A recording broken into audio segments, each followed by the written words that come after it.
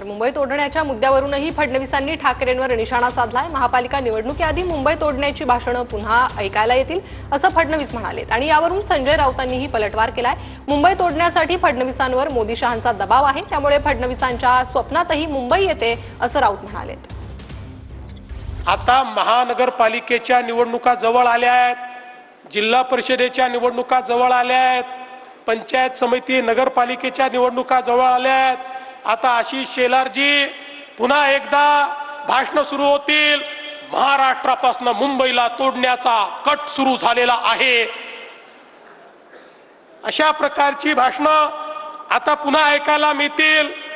मी त्यांना सांगू इच्छितो, तुमच्या मध्येही ताकद नाही आणि कोणाच्या बापातही ताकद नाही की मुंबईला महाराष्ट्रापासून वेगळं करतील।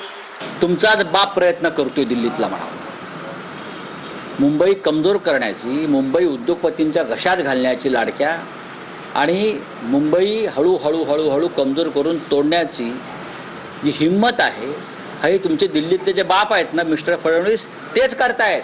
चोराच्या मनात चांदणं ही जी म्हण आहे ना, ही तीच आहे।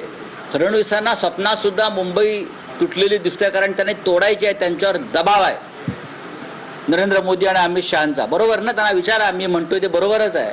तसं नसतं तर ज्या पद्धतीने गौतम अडाणीच्या घशामध्ये धारावीसह अर्धी मुंबई घातली आहे ना, ती घातली नसती। त्या पद्धतीने महाराष्ट्रातला मराठी माणूस एकत्र आलाय, त्यामुळे अगोदरच सरकार हादरलंय आणि हादरल्यामुळेच तो जी आर रद्द झाला।